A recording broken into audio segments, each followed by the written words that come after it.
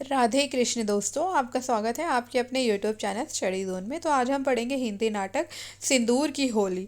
ये लक्ष्मी नारायण मिश्र द्वारा रचित बहुत ही प्रसिद्ध नाटक है और ये हमारे UGC net JRF paper 2 Hindi साहित्य के यूनिट 8 में भी लगा हुआ है। तो चलिए हम इस नाटक को देखते हैं, इसके महत्वपूर्ण तथ्यों को देखते हैं।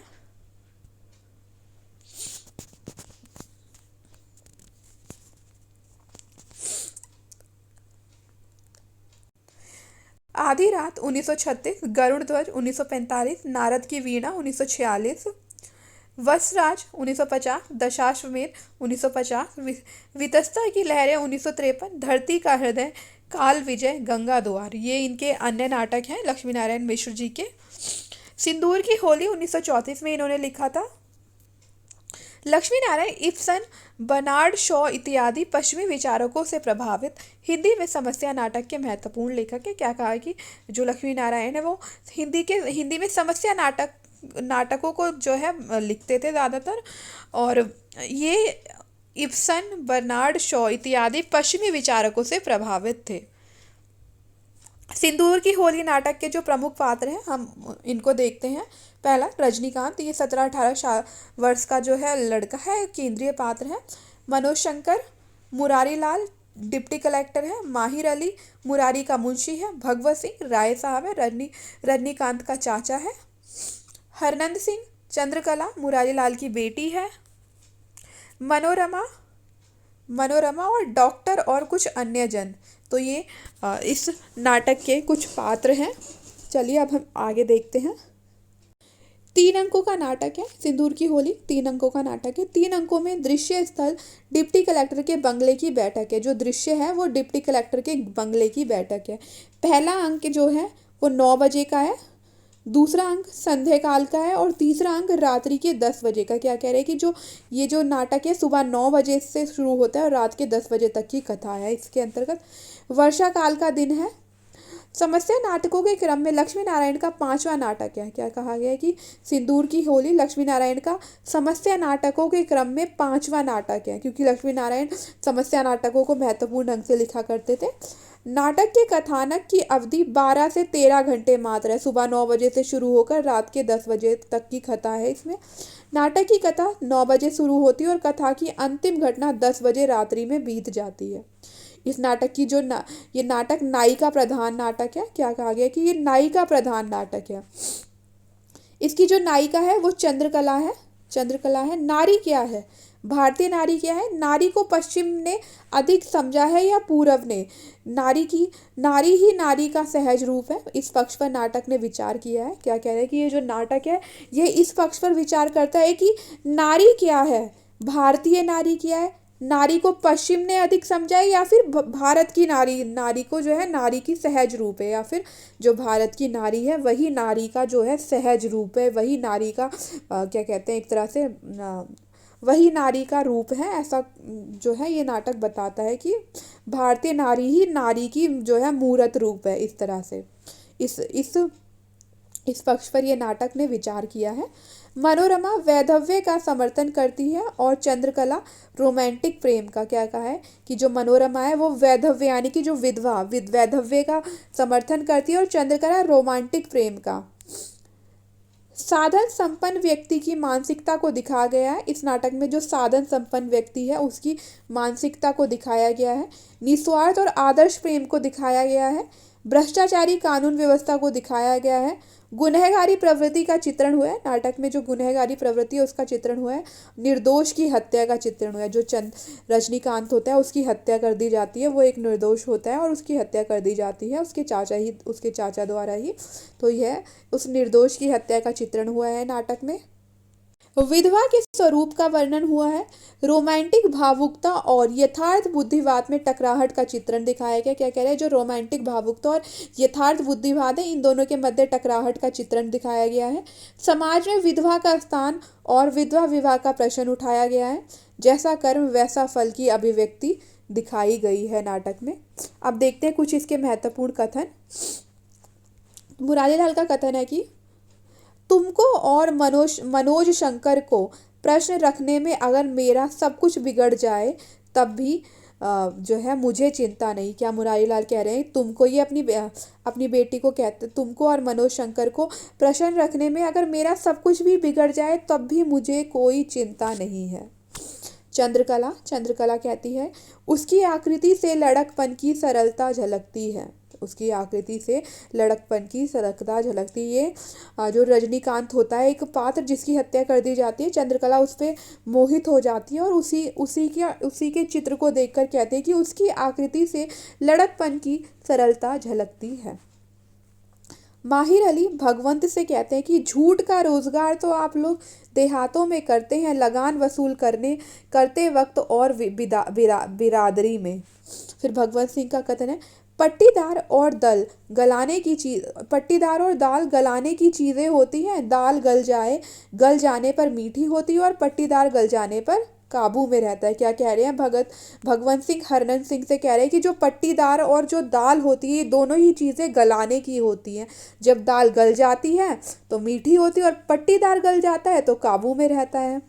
अब मुरारी लाल का कथन आया है इसमें, हम लोग मनुष्य और उसके अधिकार की रक्षा के लिए कुर्सी पर नहीं बैठते, हम लोगों का काम है केवल कानून की रक्षा करना। फिर चंद्रकला का एक गीत आता है, अब के सोचे ना बनेगा मालिक सीताराम हो, ये गीत चंद्रकला गाती है। फिर आगे मनोरमा का कथन है कि कला की भावना किसके भीतर नहीं होती। शिक्षा और कला का संबंध कुछ नहीं है। कला आधार तो है विश्वास और शिक्षा का संदेह। इन दोनों को एक ही साथ रख देना दो शत्रुओं को बांधकर एक साथ समुद्र में फेंक देना है। क्या कह रही है कि जो कला की भावना है, कला की भावना किसके भीतर नहीं होती। बोल रही है कि जो कला है वो किसके भीतर नहीं होती है। शिक्षा और कला का संबंध कुछ नहीं है। कला का आधार तो है विश्वास। क्या कह रही है, जो कला का आधार है वह विश्वास है और शिक्षा का संदेह। कला का आधार विश्वास हो गया और शिक्षा का जो आधार है वह संदेह। इन दोनों को एक ही साथ रख देना दो शत्रुओं को बांधकर एक साथ समुद्र में फेंक देना है। क्या कह रही है कि कला और शिक्षा को एक साथ रखना दो शत्रुओं को एक साथ बांधकर समुद्र में फेंक देने जैसा है। आगे इसी मनोरमा का ही कथन है कि जो स्वभाव है वह कमल ताल के कीचड़ में उगेगा लेकिन गंगा के बालू में नहीं। क्या कह रही है, जो स्वभाव है वह कमल ताल के कीचड़ में उगेगा लेकिन गंगा के बालू में नहीं। यानी कि जो कमल है वो ताल के कीचड़ में ही उगता है, गंगा के बालू में नहीं। आग के निधूम हो जाने पर उसकी दाहक शक्ति बढ़ जाती है। चंद्रकला का कथन है कि प्रेम दो चार से तो हो नहीं सकता और फिर अब प्रथम दर्शन में प्रेम का समय भी नहीं रहा। वह तो युग दूसरा था, हृदय का रस संचित रहता था और अनायास किसी और वह उठता था।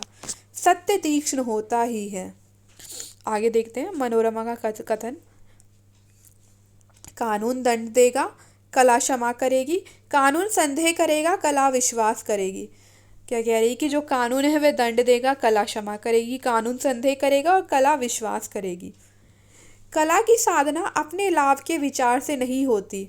सत्य का सूत्र कच्चा था, कितनी जल्दी टूट गया। पुरुष आंख के लोलुप होते हैं, विशेषतः स्त्रियों के संबंध में। मृत्युशैया पर भी सुंदर स्त्री के लिए सबसे बड़ा लोभ है।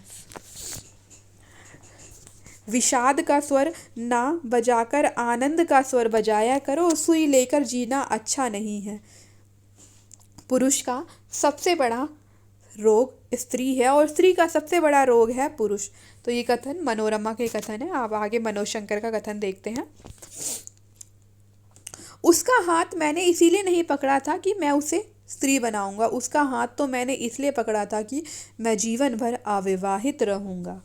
क्या कह रहे हैं कि उसका हाथ मैंने इसलिए नहीं पकड़ा था कि मैं उसे स्त्री बनाऊंगा, उसका हाथ तो मैंने इसलिए पकड़ा था कि मैं जीवन भर अविवाहित रहूंगा।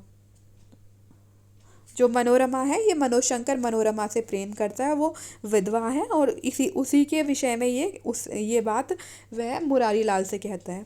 बहुत से लोग जीवन की शिक्षा की ओर ध्यान नहीं देते, इसीलिए उपदेशक और दार्शनिक बनते हैं, लेकिन उसे सुनते हैं, समझते हैं, मेरी तरह शायद व्यंग्य करते हैं।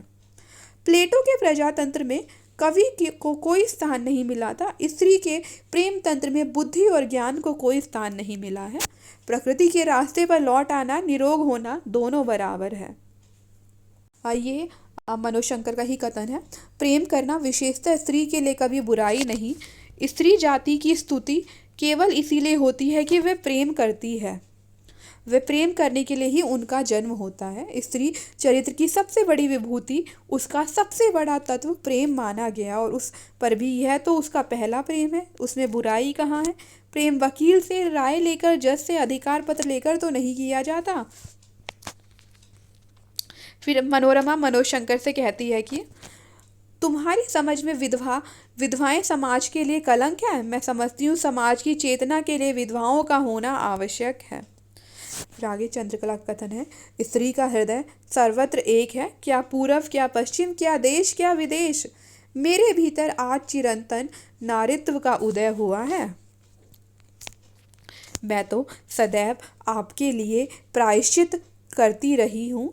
इनके बाप की हत्या आपसे हुई और उसका बदला ये लेते रहे मुझसे। बार बार मुझे ठोकर मारकर यह सिंदूर उस 50,000 का प्रायश्चित है। इस जो मनोशंकर होता है, उसके पिता की हत्या, जो मुरारी लाल होता है, मुरारी लाल चंद्रकला के पिता होते हैं, मुरारी लाल से मनोशंकर के बाप जो पिता की हत्या कर दी होती है। और फिर मनोशंकर को मुरारी लाल ही बचपन से उनका पढ़ाई वढ़ाई का जो भी होता है, वो एक तरह से वो मनोशंकर को गोद ले लेते हैं, उसके सारे खर्चे वही उठाते हैं। और वे चाहते हैं कि जो इनकी बेटी चंद्रकला है, इससे मनोशंकर की शादी हो जाए। पर मनोशंकर को हमेशा से ये बात चुभती रहती कि उसके पिता की हत्या कैसे हुई, और इसी कारण वे कहीं ना कहीं चंद्रकला से दूर भागता है। तो ये वही कथन लास्ट में जो है, चंद्रकला अपने पिता से कहते हैं कि मैं तो सदैव आपके लिए प्रायश्चित करती रही हूँ। इनके बाप की हत्या आपसे हुई और उसका बदला ये लेते रहे मुझसे। बार बार मुझे ठोकर मारकर यह सिंदूर उस 50,000 का प्रायश्चित है। फिर आगे मनोशंकर का कथन आता है कि विधवा विवाह हो रहा है, लेकिन वैधव्य कहाँ मिट रहा है। समाज इस आग को बुझा नहीं सकता, इसीलिए उसे अपने छज्जे से उठाकर अपनी नींव में रख रहा है। तो अभी हमने पढ़ा जो है सिंदूर की होली नाटक के कुछ महत्वपूर्ण तथ्य है, उसके पात्र, और थोड़ा सा लक्ष्मी नारायण मिश्र के बारे में हमने पढ़ा। तो अब हम आपसे मिलते हैं अगली वीडियो में। लाइक करें, शेयर करें और हमारे चैनल को सब्सक्राइब करें। Thanks for watching.